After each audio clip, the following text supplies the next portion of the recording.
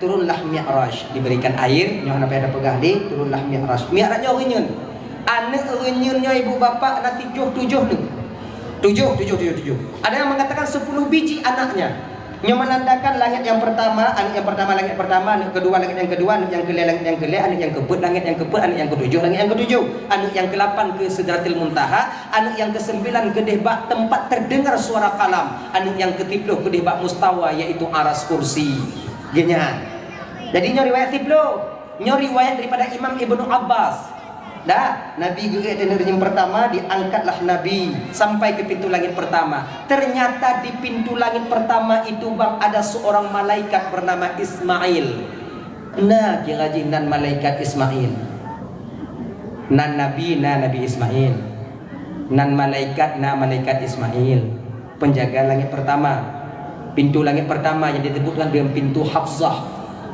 Nan orang biasa naci Ismailnya. Yang tengah kumidan nan syaitan Ismail leh munyonan nan syaitan Ismail put kamu kaji kedua put kamu tapi mudah-mudahan hana yang malaikat Ismailnya penjaga pintu Hafzah pasukan malaikat Ismailnya itu di belakang malaikat Ismailnya 70.000 orang malaikat setiap 70.000 mempunyai pasukan 70.000 orang pula. Nah, setiap 70.000 yang tidak ada malaikat. Nah, 70 bedro pasukan. Nyokunya pasukan yang menjaga pintu langit pertama yang disebut dengan pintu Hafzah. Syaitan kena ibu bapak, maka akan tertahan di sana, diserang oleh malaikat Allah.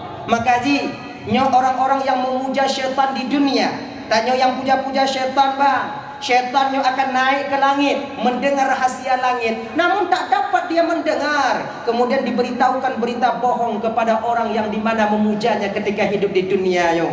Akhirnya, jadi syaitan bang ulangnya ya. Iji ulangnya syaitannya iji kon jipo pujit musambung-sambung. Tinyo lagi kona urung bak pineng 17 Agustus. Yang kelakanya syaitan ulangnya. Tapi yang kau syaitan yang urung. Syaitan tahu betul kapan pintu Hafzah itu dibuka.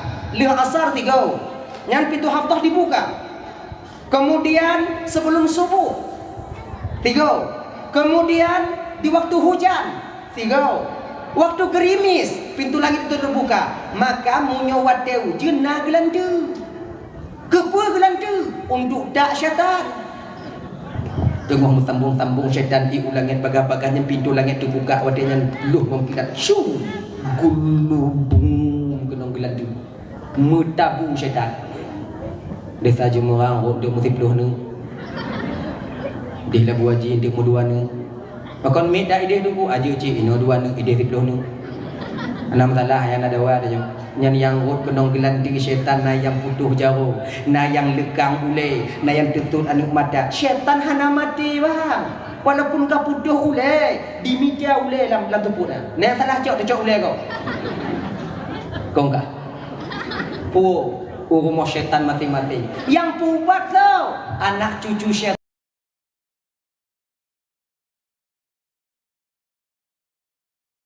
Yang menjadi obatnya apa?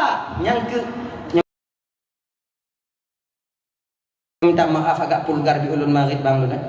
Yang jid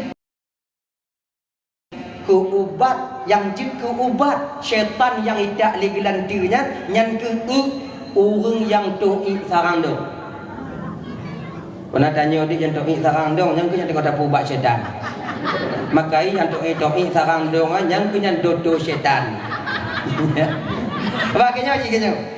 Jadi kon wo tengah kon wo kenan mandunya kon bang wo kemudian alut wo kemudian ayawa wo kenan yang putuh gagi tutut gigi yang tutut jauh tutut takunya kau kata rumah syaitan kan mapak rumah itu gua mapak kutupan ada pujak rumah syaitan lut pokoknya lagi nyanyi lagi tanya sudah kun kemudian anak-anak cucu syaitan yang kecil-kecil itu akan mencari peluk aqua yang peluk kon peluk aqua syaitan nyanjak mita kendik ho yang di mana mereka yang to'i sarang dong nyai kampung dibawa pulangnya oleh anak syaitan kemudian cok untuk disilik bak mata syaitan yang muda boleh nyanyi yang mana Silik bak babah yang tu pulih. Silik kena pulih. Silik bak bang syung bak minum. Lain dak gobe yang itu ni. Bak kerja kau. Dia saja merang bak. Lain dak baik. Balik baju jengkol lah. Dalam iman dia semua. Akhirnya maka untuk intarang dong berusahalah adik tarang tinggung. Bet tarang dong. Buduh dah kalau ditarang dong, buduh dah kalau dia dah bubat je. Makanya adik-adik dong tengok munyonau ngagam ngon tanya tok tarang dong je dak je dari jiu. Tengok kau lah ha. Genganya ni. Nyo kebiasaan dan nyuagam. Nyo dan nyuagam mo. Ingat. Kecuali memang hana bisa dah tinggung. Tahu contoh, hana bisa tinggung. Dan nyo kena uli-uli. Nyo hana bisa tinggung. Nyen kiban mana buka tarandong ju kenya. Dah tinggung pi hana bisa. Ya kan? Kemudian lo yang hana bisa kiban tunggu umpama ji tanyo bang, wo inheun. Leh pane bui lak gapo. Ilet tanyo le bui. Tanyo taplung. Tengok taplung kakek sampai tinggung. Cibanci tak ramblung aju. Bumbu hujau-hujau aju masa buah lama. Ada masalah ha. Nanti baik pikiran aja ya Allah ya Tuhan bui terkait bui do aju. Nyom tak randong ya Allah tak buat setan tak tinggung bui do dah. Nya nak pu tinggung ipunyi ni oleh bui nah. Cibanci tak ramblung ju tak ramblung. Nanti cibanci je deh. Ini kau naruh sah. Lagi tanya umpama jikon muprang berperang kita tengok mangat ngomong du tum takei nya na budak tengok lah mana pedih aju basah tunggu tut mana bagai maka bagi dia ya jadi obat syaitan yang kenyati yang orang sarang dong. Makanya ke kadang-kadang di masjid sekarang negah nak salah je Iban dah pegot leh. Bak masjid jino kai pegot WC atau jak bak kuncut bai bak mon itu berdiri sambil berdiri. Memang kadang salah cik orang pegot. Kadang kebanyakan yang jamaah nyola ke orang yang kerja kantu yang pakai liu untuk pagi di mai tu ina habis mati go. Nah, hana doa aku salah. Pagi cik tunggu kagu yang pakai liu dong ju. Ubat setan tunggu maka dah ubat lain bagi. Akhirnya yang ubat dak ubat. Tapi danyo kalau kita tinggung di akhirnya. Dah ya. Naik Nabi ke langit yang pertama, kemudian yang kedua, ketiga, keempat, kelima, keenam sampai Nabi ke Sidratil Muntaha. Nabi diajak ke neraka ke surga. Daripada cerita ni mengapakah dai ju nyodo dai dawoju. Kemudian Nabi berangkat sampai ke Sidratil Muntaha. Di cabang Sidratil Muntaha, malaikat Jibril melepaskan diri ketika itu mempersilahkan Nabi Muhammad untuk tampil ke depan. Tapi Nabi dia juga pegah meno. Jibril, kenapa kau tak ikut bersamaku Jibril? Muhammad, otno alam yang bisa lu ikut Muhammad. Gada ku lebih oleh Allah, menyolon lewat Muhammad saya akan terbakar dengan cahaya. Kajiblah Jibril. Gejak ke Nabi bak tengok baca tu ibu bapa, datanglah raf-raf. Nyonya raf-raf awan putih yang begitu cantik, dibalutnya Nabi oleh raf-raf ini, diangkatnya Nabi oleh awan putih dari hijab ke hijab, sampailah Nabi ketika itu di alam jabarut, alam ketuhanan. Tebak ngenyo. Nabi Isra wal Mi'rajnya 3 alam tembus. Alam dunia, alam lahut dan alam malakut. Alam malakut dan alam jabarut, alam lahut. Makanya Jibril mampu menemani Nabi dari alam dunia sampai alam malakut. Alam dunia dari Masjidil Haram sampai ke Masjidil Aqsa. Alam malakut dari langit pertama sampai Sidratil Muntaha. Alam jabarut Sidratil Muntaha sampai aras kursi.